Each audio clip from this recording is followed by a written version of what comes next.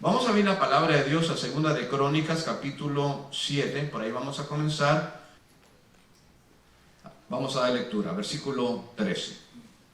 Si yo cerrare los cielos para que no haya lluvia, y mandare a la langosta que consuma la tierra, o si enviare pestilencia a mi pueblo, si se humillare mi pueblo sobre el cual mi nombre es invocado, y oraren, y buscaren mi rostro, y se convirtieren de sus malos caminos, entonces yo oiré desde los cielos, y perdonaré sus pecados, y sanaré su tierra.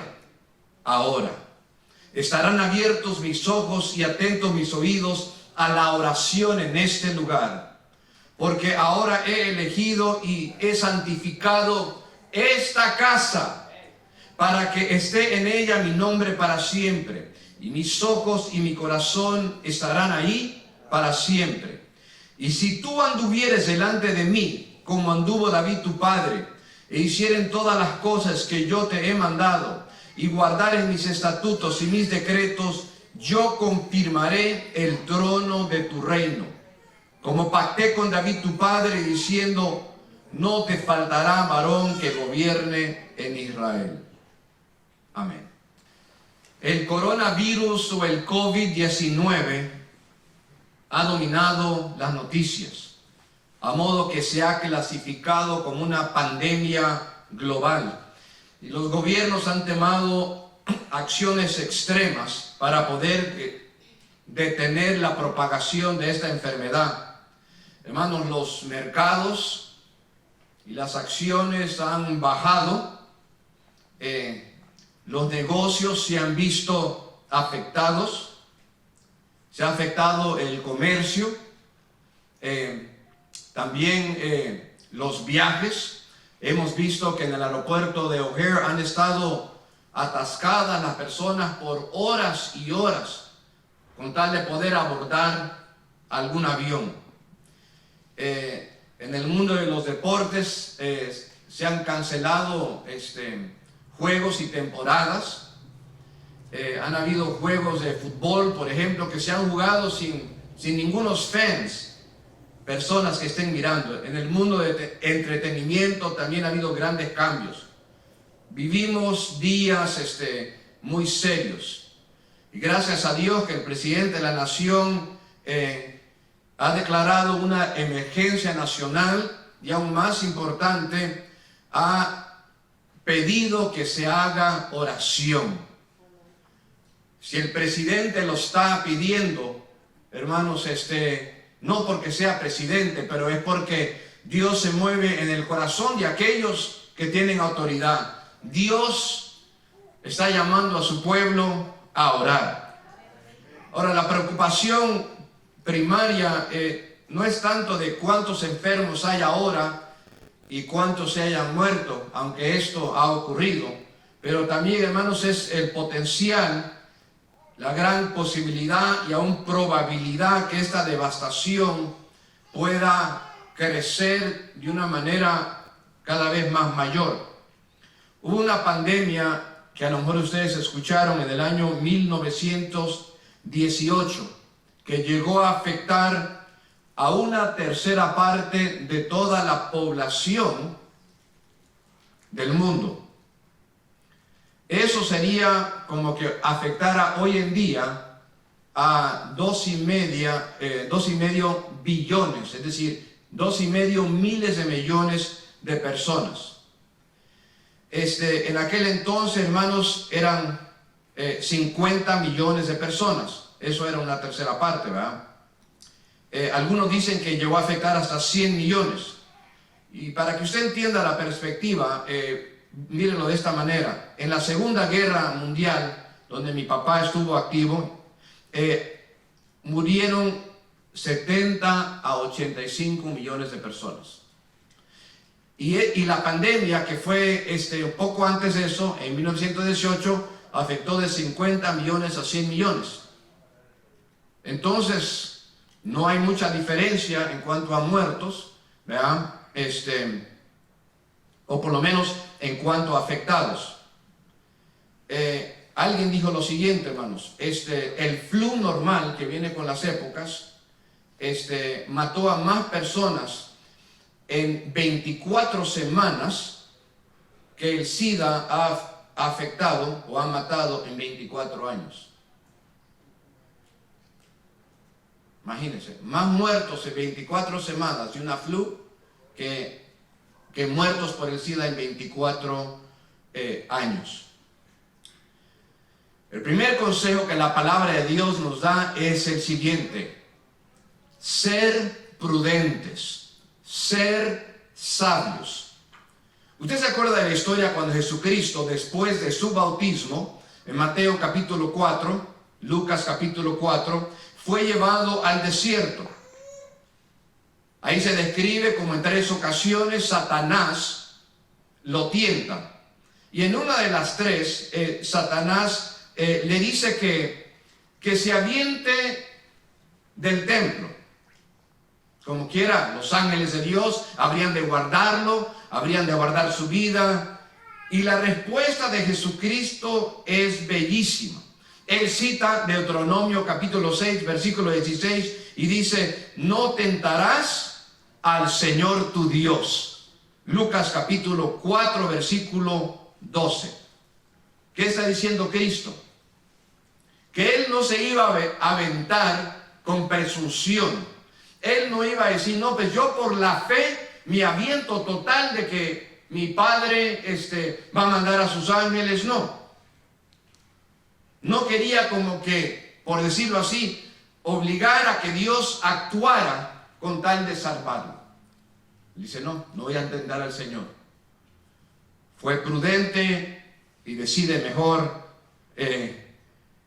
decirle al enemigo que lo que hay que hacer es adorar a Dios. Cuando confiamos a Dios, hermanos, no tenemos que irnos a un extremo. Pero ahora irme al libro de Números capítulo 13.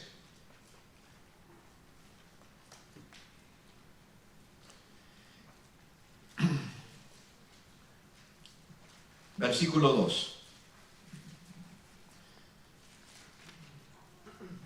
Jehová le habló a Moisés y le dice: envía tus hombres que reconozcan la tierra de Canaán, la cual yo doy a los hijos de Israel. De cada tribu de sus padres enviaréis un varón, cada uno príncipe entre ellos. Dios ya le había dado la tierra a su pueblo, a la nación de Israel.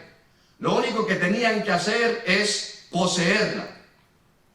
Y Dios manda a 12 hombres a que vayan y que espíen y que vean cómo están, que evalúen, que determinen de qué manera la van a tomar. Pero de que les pertenecía porque Dios les dice: la cual yo doy a los hijos de Israel. Fueron, espiaron la tierra. Después de los días determinados, regresan los espías, se juntan con Moisés y con otros líderes del pueblo y con el pueblo. Y Caleb y Josué, estos 2 líderes, dijeron: sí podemos, debemos de tomar la tierra. Mas los otros, llenos de temor, dijeron: no podremos, porque los que viven ahí son grandísimos, son gigantes. Y nosotros, en comparación a ellos, nos vemos como unas pequeñas langostas. Nos van a comer vivos. El reporte de los incrédulos llegó a contaminar el corazón del pueblo de Dios, a modo de que deciden mejor no tomar la tierra que Dios les había dado. Sentían que iban a perder, que no podrían, por su falta de fe. Entonces actuaron con incredulidad, no confiaron en Dios. Y por eso les fue mal.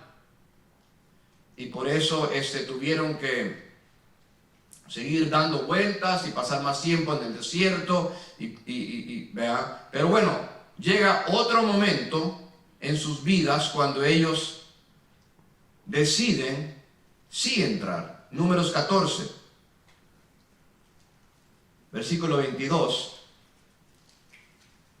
La Escritura dice desde el 21: mas tan ciertamente como vivo yo y mi gloria llena toda la tierra, todos los que vieron mi gloria y mis señales que he hecho en Egipto y en el desierto, y me han tentado ya 10 veces y no han oído mi voz, no verán la tierra de la cual juré a sus padres. No, ninguno de los que me han irritado la verá. Pero a mi siervo Caleb, el que actuó con fe y dio un reporte lleno de fe, por cuanto hubo en él otro espíritu y decidió ir en pos de mí, yo le meteré en la tierra donde entró y su descendencia tendrá en posesión. Bueno, podemos seguir leyendo el pasaje, pero Dios ahora le dice: no, aunque quieran entrar ahora, ya no, porque cuando yo les mandé que entraran, no quisieron, les faltó fe. Ahora sí querían entrar, después de un tiempo. Ahora le dice Dios: ya no. Ellos querían ahora entrar, pero bajo su propia iniciativa. ¿Y sabe lo que pasó? Fue un desastre. Cuando quisieron entrar bajo su propia iniciativa, hermanos, fueron derrotados.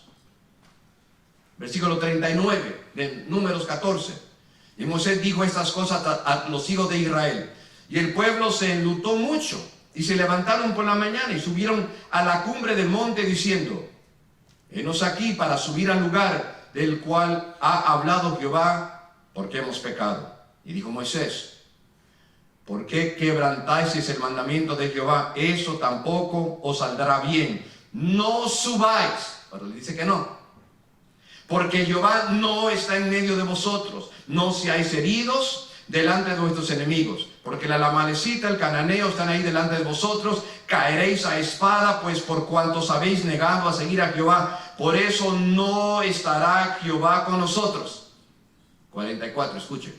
Sin embargo, se obstinaron en subir a la cima del monte, pero el arca del pacto de Jehová y Moisés no se apartado en medio del campamento, y descendieron a la amalecita, el cananeo que habitaba en aquel monte, y los hirieron y los derrotaron, persiguiéndolos hasta Horma. Hermanos, cuando Dios les pidió entrar, no entraron, les faltó la fe. Y después de un tiempo, dijeron: no, mejor hubiéramos entrado. Ok, ahora sí entremos. Cuando quisieron entrar, Dios les dijo: ya no. Y ahí entraron. O trataron de entrar, ¿verdad? Y les fue mal. Porque entraron no con fe, pero con presunción. Quiero ahora compartirles otra historia. En San Juan capítulo 8, los judíos habían levantado piedras para tirarlas a Jesús, para apedrearlo, matarlo. Ahora, Cristo pudo haber paralizado sus manos, pudo haber hablado y quitarles la vida, los pudo haber detenido a través de un milagro. ¿Pero qué hizo? La Biblia nos dice en San Juan 8, 59, lo que él hizo. Dice así el pasaje: tomaron entonces piedras para arrojárselas, pero Jesús se escondió y salió del templo, y atravesando por en medio de ellos se fue.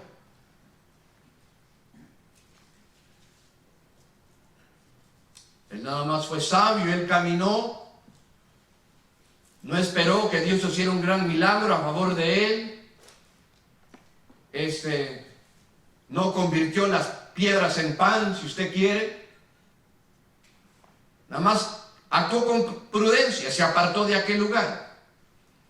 Hay otro pasaje que les puedo compartir. ¿Se acuerdan cuando Pablo lo trataban de arrestar las autoridades?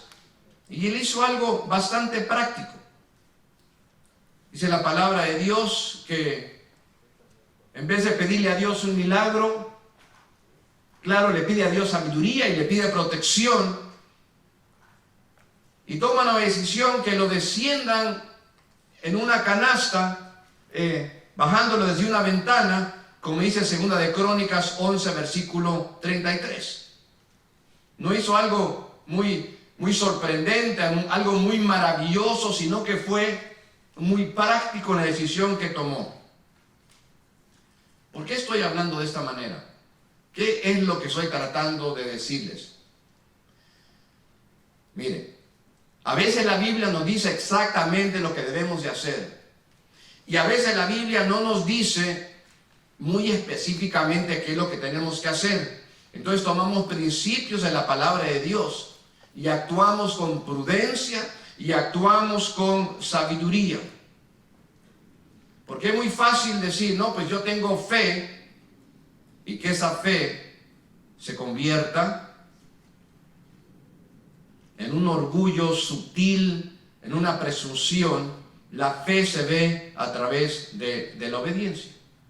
Te le quiero decir, si los doctores le dan algún consejo, si el gobierno le pide hacer algo, siempre y cuando eso no vaya en contra de la palabra de Dios, hay que obedecer. ¿Sabe que Romanos 13 dice que los líderes en el gobierno son autoridades puestas por Dios para nuestro bien? Y eso lo escribió Pablo en los días cuando el emperador romano perseguía a los cristianos y les quitaba la vida. Yo sé que a veces no es fácil ser cristiano cuando hay un gobierno que se opone al evangelio, hermanos. Pero si el gobierno hoy en día es difícil, era más difícil el gobierno en los días del apóstol Pablo. Yo sé que Dios nos cuida, pero siempre y cuando confiamos en Él y lo obedecemos. Pero aún nuestros cuerpos son mortales. Este cuerpo, hermanos, de repente le duelen los huesos. De repente mi rodilla me anda molestando. De repente, hermanos, aquí es de mi cintura. No sé la suya, a lo mejor está usted súper, ¿verdad? Pero estamos anhelando que llegue el día del Señor y nuestro cuerpo sea transformado, aleluya. Recibiremos nuevos cuerpos, veamos, cuando sea el día de la resurrección, ¿verdad? Mientras tanto, nuestros cuerpos gimen con el resto de la creación, Romanos 8:23. Entonces, un extremo, hermanos, es la presunción. Una cosa es la fe, pero más allá es presumir. Por el otro lado, hermanos, hay otro extremo. Es el pánico. ¿Cuántos fueron a comprar comida, mandado, algo por el estilo? Yo creo que más que uno salió. Un hermano me tomaba una foto y era en la tienda Whole Foods. Todo vacío. Ni para ir a comprarme un mango, ¿verdad? No había nada. Me fui a una tienda a comprar unas cosas. Manos, las filas eran larguísimas, que daban vuelta por aquí, por allá, y luego a través de toda la tienda. La gente está llena de pánico. Mi esposa me dijo que vio un video que alguien había tomado de que una señora iba con un montón de papel de baño, llenísima en la carreta y hasta arriba, y con copete, y se había acabado en la tienda, y otra señora que quería, pues ya no había, y vino y se peleó con esta, y andaban ahí peleando. No es malo comprar un poco más, y hasta puede ser un poco prudente, pero no se desespere. ¿Y por qué puede ser bueno? Porque si acaso llega a haber una cuarentena y no nos dejan salir a la calle, digo, si es que llega eso, no tiene de malo, pero si compra de más, ¿sabe qué? También es para compartir. También es para ayudarle a alguien que no pudo comprar. Es para ayudarle al vecino, el pariente, el hermano, la persona que usted está tratando de ganar al evangelio. Si solamente compramos porque tenemos miedo y todo se va a acabar, no sé qué tanto, estamos actuando igual que el inconverso. Amén, hermanos. Porque Dios no nos ha dado espíritu de temor, de cobardía, sino de amor, de poder y de dominio propio. Aleluya. Muy probable que más que uno de nosotros, y quizás la mayoría en algún momento dado, se haya afligido algo. Y si usted se ha sentido aquí, le recomiendo mucho el Salmo 27. Versículo 1 al 5. ¿Por qué no voltea aquí? ¿Por qué no lo leemos y lo disfrutamos, hermano? Porque si usted está sintiendo algo de miedo, esto va a alentar su corazón. Dice el versículo 1. Jehová es mi luz y mi salvación. Más fuerte. ¿De quién temeré? Jehová es la fortaleza de mi vida. ¿De quién he de atemorizarme? Cuando se juntaron contra mí los malignos, mis angustiadores y mis enemigos, para comer mi carne, ellos tropezaron y cayeron. Aunque un ejército acampe contra mí, no temerá mi corazón. Aunque contra mí se levante guerra, yo estaré confiado. Una cosa he demandado a Jehová, y esta buscaré, que esté yo en la casa de Jehová todos los días de mi vida, para contemplar la hermosura de Jehová y para inquirir en su templo. Porque él me esconderá en su tabernáculo en el día del mal. Me ocultará en lo reservado de su morada. Sobre una roca me pondrá en alto.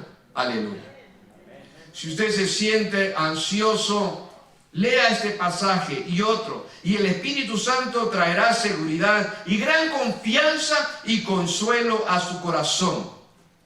Isaías 26, versículo 3, tiene buena palabra para nosotros también. Isaías 26, versículo 3 y 4. Tú guardarás en completa paz a aquel cuyo pensamiento en ti persevera. Piensa en Dios y siga pensando en Dios. ¿Vea? Los ojos puestos en Cristo. Porque en ti ha confiado. Confiad en Jehová perpetuamente, porque en Jehová el Señor está la fortaleza de los siglos. Gloria sea a Dios. Entonces, hermanos, en primer lugar hay que ser prudentes, mi primer consejo. El segundo consejo que le quiero dar es el siguiente: busca a Dios. Como dije, busca a Dios. Cada vez que hay una crisis, y estamos en medio de crisis, es un llamado de Dios para que le busquemos. Es un llamado a despertarnos. ¿Sabe usted que Israel era el pueblo escogido de Dios? Y aún lo es. Pero lamentablemente, en momentos de su historia, empezaban a fallarle a Dios. Ya no le servían como ellos debían. Y ellos presumían que por cuanto Dios era bueno y ellos eran el pueblo elegido, Dios siempre los iba a cuidar. Se apartan de Dios y aún caen en idolatría. Acuérdase de el rey Salomón, a quien Dios le dio el privilegio de edificarle un gran templo, pero él presume de la bondad de Dios y después de edificarle templo a Dios, le edifica templos a ídolos con tal de quedar bien con sus esposas. Y esto no agradó a Dios para nada, a modo de que Dios sentenció al pueblo y Dios le dijo que el pueblo pues se iba a dividir. Entonces, ¿qué hacía Dios cuando ellos pecaban y cuando caían en idolatría? Dios les enviaba pruebas, les enviaba problemas para ver si ellos empezaban a poner atención a la palabra. Le voy a decir algo. Escuche esto para que capte. Antes de que Jerusalén fuera capturada por el imperio de Babilonia, 586 años antes de Cristo, Jerusalén ya había sido atacado. Había sido atacado, aunque no había sido tomado ni derribado. Y eso era como una advertencia de parte de Dios. 11 años antes de que Jerusalén fue atacada y tomada, digamos, el rey llamado Joaquín fue tomado cautivo Y 8 años antes de eso, Babilonia Babilonia había atacado y había tomado cautivos. ¿Qué es lo que quiero decir, hermanos? Que Dios había permitido un ataque, pero detuvo a los de Babilonia,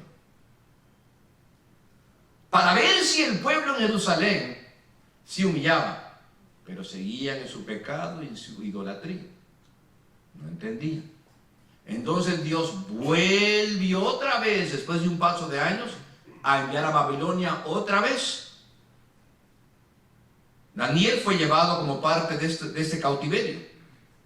¿Y sabe lo que me preocupa cuando pienso hoy en día en las Américas? Ya hablo del norte, del centro y del sur. Lo que me preocupa es esto: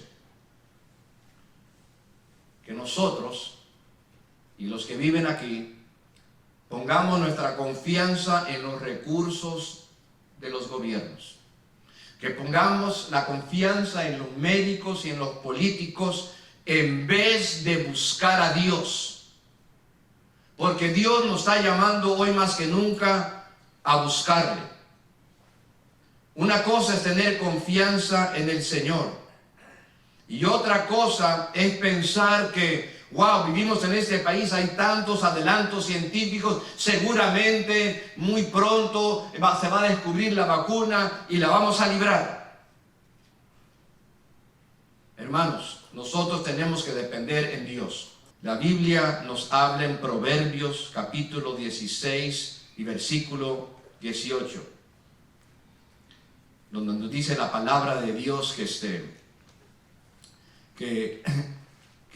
antes de la caída es la altivez de espíritu. Entonces hay que ser humildes delante de Dios. Vamos a 2 de Crónicas 7, versículo 13.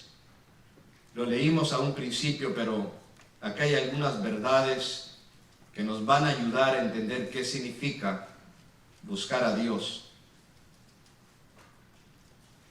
Aleluya. ¿Qué está esperando Dios de parte de nosotros? En primer lugar, lo que Dios está esperando de nosotros es que nosotros nos humillemos. Versículo 14.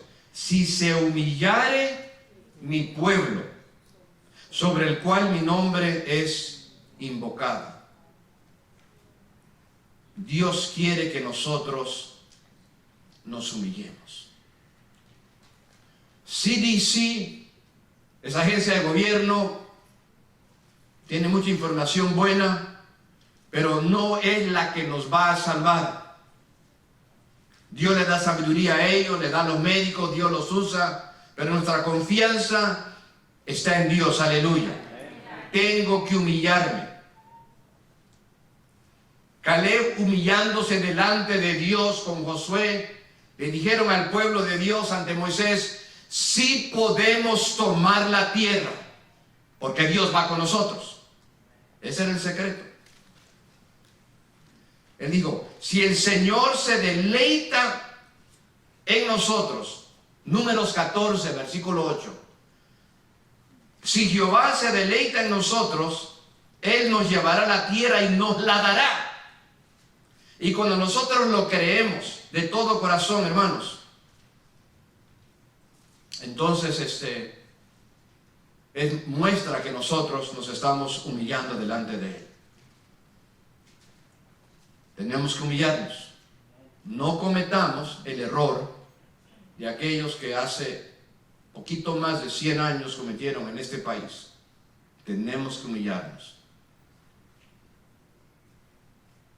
En segundo lugar, para buscar a Dios necesitamos orar. Necesitamos orar. Filipenses 4, versículos 6 al 7. Filipenses 4, versículos 6 al 7. Por nada estéis afanosos, si no sean conocidas vuestras peticiones delante de Dios en toda oración y ruego con acción de gracias. Hay una gran promesa aquí. La promesa es la paz de Dios. El versículo 7 dice, y la paz de Dios, que sobrepasa todo entendimiento, guardará vuestros corazones y pensamientos en Cristo Jesús. Esa es la promesa de Dios. Es la promesa para usted, hermano y hermana. La paz de Dios te guardará. Pero para que nosotros podamos apropiar, hacer nuestra la paz de Dios, ¿qué tenemos que hacer? Versículo 6 dice, tenemos que orar con agradecimiento. Gracias, Señor. Tenemos muchas peticiones y de antemano te damos gracias por todo lo que nos has dado y lo que nos vas a dar. Tenemos que dar a conocer nuestras peticiones delante de Dios. Tenemos que hablar con Él, diciéndole que nosotros dependemos de Dios. ¿Sabe usted que en esto la iglesia primitiva es un gran ejemplo para nosotros? Cuando habían problemas, oraban a Dios. Cuando eran perseguidos, clamaban a Dios. Cuando Daniel fue perseguido por enemigos de él, precisamente porque él hacía oración 3 veces al día a Dios, no dejó de orar. Aunque lo echaron en el foso de los leones, aún ahí, hermanos, él estaba orando. Hermanos, si lo único que usted va a hacer es lavarse las manos y taparse la boca y no salir, eso no es confiar en Dios. Haga eso, pero ore, busque a Dios, entréguese completamente al Señor. Capítulo 7, versículo 14. Si os humillare mi pueblo, sobre el cual es invocado mi nombre, esa es la oración, y orar, y lo dice, y buscaren mi rostro, buscar mi rostro. Cuando alguien quiere estar bien con otra persona, ¿qué hace? Busca su rostro. La Biblia dice que nosotros no solo debemos de orar, pero también debemos de buscar su rostro, debemos de someternos, tenemos que arreglar nuestras vidas y ponernos a cuentas con Dios, aleluya.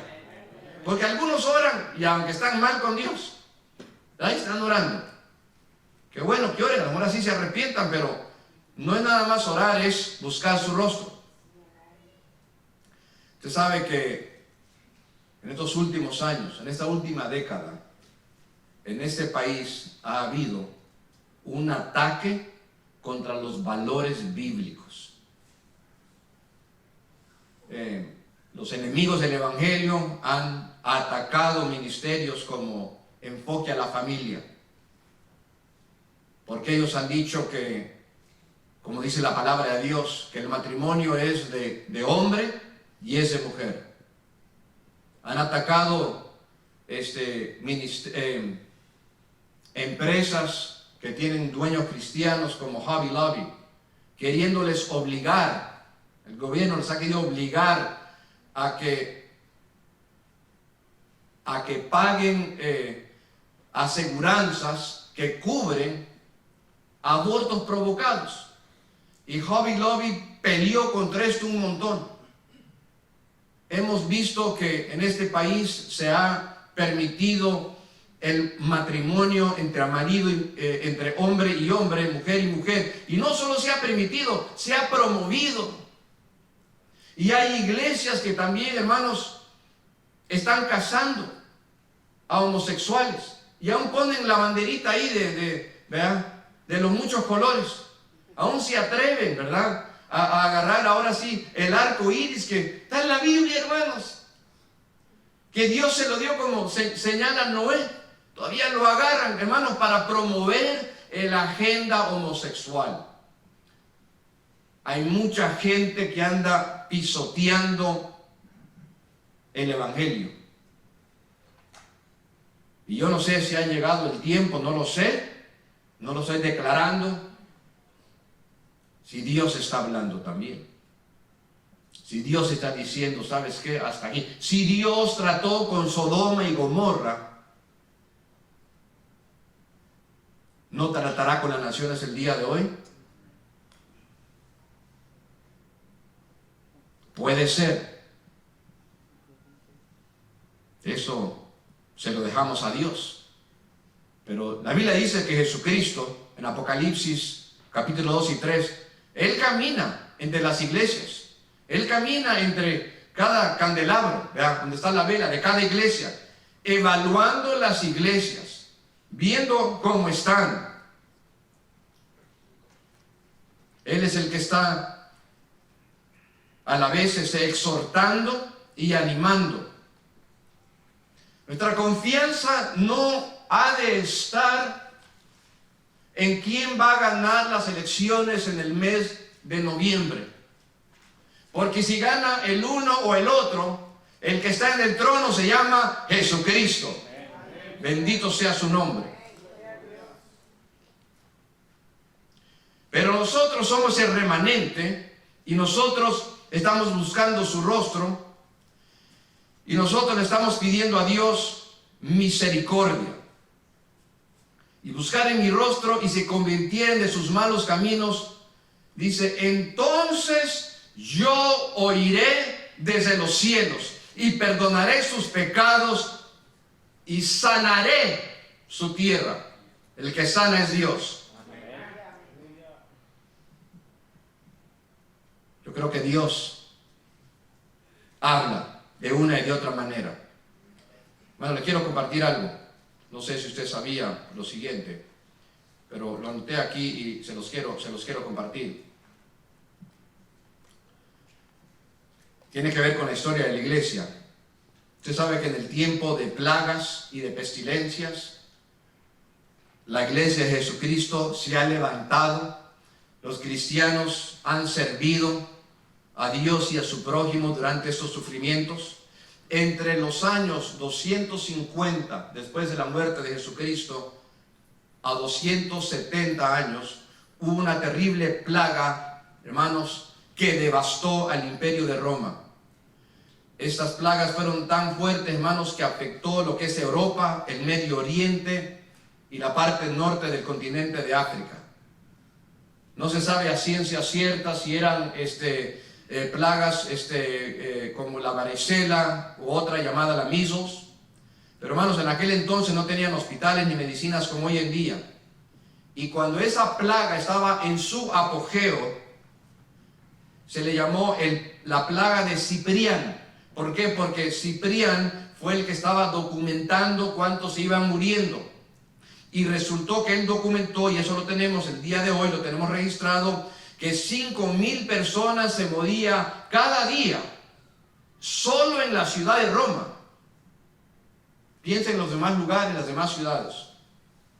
Esto ocurrió durante un tiempo que el imperio de Roma perseguía a los cristianos. ¿Y saben lo que hizo el imperio? El imperio culpó a los cristianos de esta plaga, porque los cristianos no adoraban a todos los dioses de las religiones romanas y no adoraban al emperador romano. Entonces los romanos, qué fácil, vamos a echarle la culpa a los más vulnerables, a los cristianos. Hermanos, pero habían dos problemas con esta acusación, dos problemas por los cuales era falsa. En primer lugar, hermanos, muchos cristianos murieron en esta plaga. Entonces, ¿cómo va a ser la culpa a los cristianos, la plaga, si los mismos cristianos que son parte de la población en general estaban muriendo? Y el otro problema con esa falsa acusación era de que, hermanos, los cristianos eran los que más mostraban amor de Jesucristo para con sus vecinos, aún sus vecinos paganos. La gente de la población general abandonaban a los que estaban enfermos. Aún en la misma familia, si tenían algún enfermo de alguna plaga, sacaban a sus parientes, a sus hijos, a sus padres de la casa, los botaban a la calle, vete de aquí. Y los cristianos iban a las calles y los adoptaban, los metían en sus casas y los cuidaban. ¿Y sabe cuál fue el resultado? Algunos dirán, bueno, se murieron muchos cristianos, sí, pero la iglesia creció. La iglesia tuvo una explosión evangelística, hermanos. Hubo un verdadero avivamiento.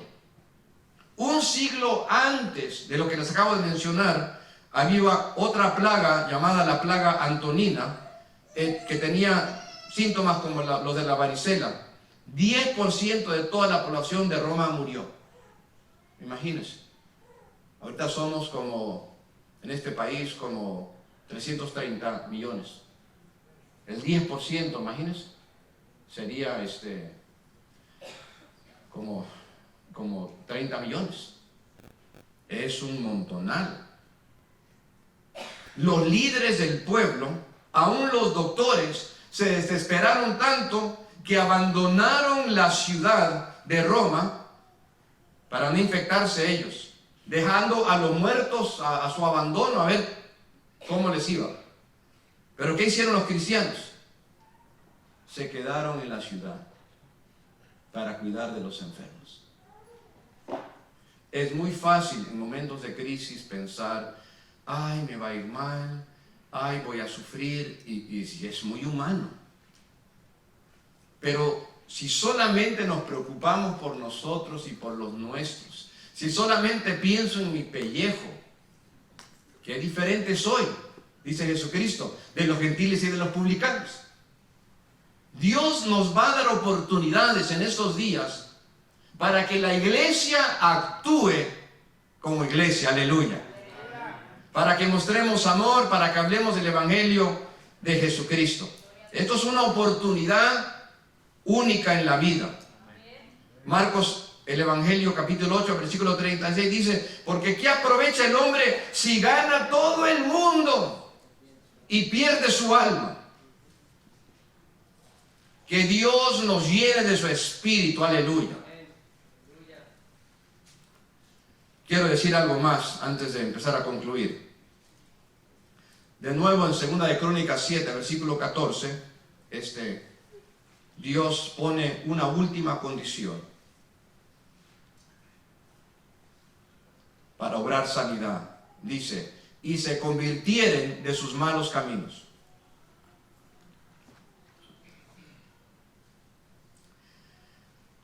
Cuando Dios hirió a Egipto con plagas, Dios no solo estaba tratando con personas, Él también estaba tratando con los dioses, con los ídolos de Egipto. Cuando Dios estaba enviándoles plagas, les estaba mostrando que sus ídolos no podían contra Él, que el único y verdadero Dios se llama Jehová. ¿Sabe que los juicios de Dios devastaron y derribaron la economía de Egipto? Los más ricos ahora, hermanos, estaban viviendo en miseria. Hermanos, cuando estamos mirando el impacto económico, entendiendo que lo económico no es lo más importante, pero es sorprendente, hermanos, que algo que comenzó en febrero, apenas estamos en marzo, hermanos, las bolsas de valores cayéndose, es decir, negocios que están ahora pensando que si van a estar abiertos o no, hay empleos de por medio, digamos, esto es tremendo. Y yo me pregunto, hermanos, ¿cuántos comercios hoy en día, en las Américas y en el resto del globo terráqueo, no se manejan por la pura avaricia? ¿Cuántos negocios, hermanos, no nada más, por decir que están aquí, contratan a gente en otros países donde les pagan una miseria, hermanos, en algunos casos? Y Dios no se agrada de eso, aunque Él sí se agrada de un negocio que le honra y trata bien a sus empleados. ¿Cuánta gente no está poniendo sus confianzas en sus cuentas de banco, en lo que tienen, en su casa, hermanos, en un abrir y cerrar de ojos, lo poco o lo mucho que tenemos se nos puede ir? Mire lo que dice el libro de Amós, capítulo 4, versículo 6.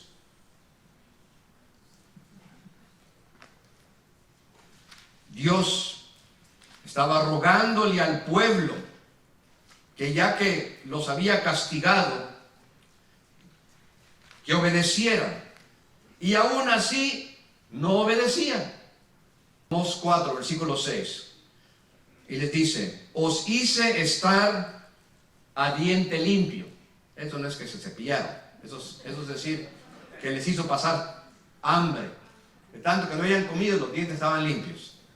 Os hice estar a dientes limpios en todas vuestras ciudades, y hubo falta de pan en todos vuestros pueblos, mas no os volviste a mí, dice Jehová. También os detuve la lluvia 3 meses antes de la siega, la cosecha. E hice llover sobre una ciudad, y sobre esta ciudad no hice llover. Sobre una parte llovió, y la parte de la cual no llovió se secó. Y venían 2 o 3 ciudades a una ciudad para beber agua, y no se saciaban. Con todo, no os volviste a mí, dice Jehová. Os herí con viento solano y con oruga. La langosta derrobó vuestros muchos huertos y vuestras viñas, y vuestros higuerales y vuestros olivares, pero nunca os volviste a mí, dice Jehová. Envié contra vosotros mortandad, tal como ¿dónde? Como en Egipto. Maté a espada a vuestros jóvenes con cautiverio de vuestros caballos, e hice subir el hedor de vuestros campamentos hasta vuestros narices. Mas no os volviste a mí, dice Jehová. Por tanto, de esta manera te haré a ti, oh Israel. ¿Y por qué te he de hacer esto? Prepárate para venir al encuentro de tu Dios, oh Israel. Dios nos está llamando a que nos preparemos. Y si Dios nos está hablando, es porque nos tenemos que arrepentir. Tercer y último consejo que voy a dar ahorita, hermanos, es que tenemos que confiar en Dios. Tenemos que confiar en Dios. ¿Sabe por qué? Porque Dios no permite algo y no hace nada a menos de que esto cumpla sus propósitos. ¿Se acuerda usted de la historia de José? Qué malos sus hermanos. Lo venden a mercaderes ismaelitas. Lo venden como un esclavo por unas pocas monedas. Después es llevado para allá, es vendido, cae en la casa de Potifar, va ascendiendo y luego después, por una calumnia que le hace la mujer de Potifar, cae en la cárcel. 13 años entre ser esclavo, entre estar encarcelado, pero al tiempo de Dios, Dios lo levanta, lo saca de la cárcel, no para que agarrara por ahí un full time, un part timecito, y no, primer ministro, el vicepresidente, por decirlo así, el segundo del faraón, que antes a ver si le daban de comer, y ahora el encargado de juntar todo lo que se crecía en las cosechas, todo lo que se diera, y después de repartirlo cuando ya no había lluvia por 7 años. Y después llegaron los hermanos. Qué bárbaros. Antes sí lo vendieron y ahora vienen, ahora sí a rogar, porque ya no tienen ni qué comer. Él lo reconoció, ellos no. Pero a su tiempo se dio a conocer, se espantaron, porque ahora dijeron, no, hombre, ahora sí. Pero qué bonito cuando les habló en Génesis 50, versículo 20, y dijo esto: vosotros, dirigiéndose a sus hermanos, pensasteis contra mí, mas Dios lo encaminó a bien, para hacer lo que vemos hoy, para mantener en vida a mucho pueblo. Dios permitió que a él lo vendieran como esclavo, que terminara en la cárcel, para que luego lo sacaran, hermanos. ¿Para qué? Para que algún día Dios preservara a su pueblo, a la nación de Israel. ¿Poco Dios no tiene un plan? Hermanos, qué bello cuando allá en Wuhan, allá en China, cuando se está dando toda la epidemia, qué bueno que ya empieza a descender por lo que estoy escuchando, lo que estoy leyendo. Pero cristianos salían afuera, hermanos, a ministrar a las personas, repartiendo folletos y repartiendo también tapaboca. Y las policías que antes oprimían a los cristianos y no los dejaban predicar, llegando a pedir ahora sí el tapaboca, y junto con el tapaboca, hermanos, el tratado, aleluya. Gloria sea a Dios. ¿Sabe qué? Cuando estamos en el centro de la voluntad de Dios, no hay nada que temer. No hay nada que temer. Hay que confiar en Dios. Le recomiendo que usted lea el libro de los Salmos, el Salmo 91. Precioso salmo. Él te librará del lazo del cazador, de la peste destructoras. Con sus plumas te cubrirá, debajo de tus alas estarás seguro. Escudo y adarga es su verdad. No temerás el terror nocturno, ni saeta que huele de día, ni pestilencia que ande en oscuridad. ¿Cuánto le alaban? Él nos puede guardar. Hay que buscar de Él. Y quiero todavía que oremos. Yo le voy a invitar a que usted cierre sus ojos.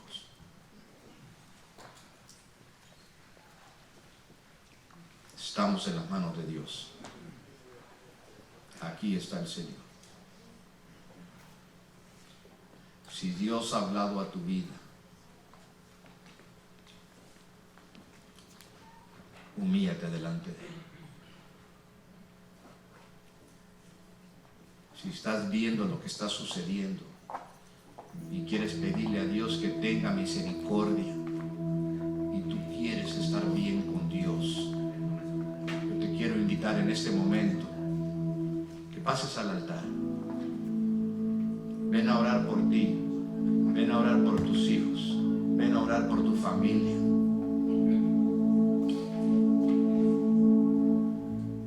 Afuera, con toda la altivez, con toda la soberbia, hay que humillarnos delante de Dios. El Señor está aquí. Alabado sea tu nombre. Muchas gracias, Padre amado. Eres grande, eres glorioso, eres poderoso. Señor, ¿a dónde iremos? ¿A dónde iremos si solamente tú tienes poder, solamente tú tienes gracia, solamente tú sanas? Padre, ponemos nuestras vidas, la vida de nuestros hijos, nuestros seres queridos, Padre. Oh Señor, lo que más queremos, Señor, están en tus manos. Dios, hoy en día nos comprometemos contigo para honrarte, para agradarte. Señor, tú estás aquí y no tenemos a quién más acudir. Dios, en esta hora nos quebrantamos, Señor. Dios del cielo, te bendecimos.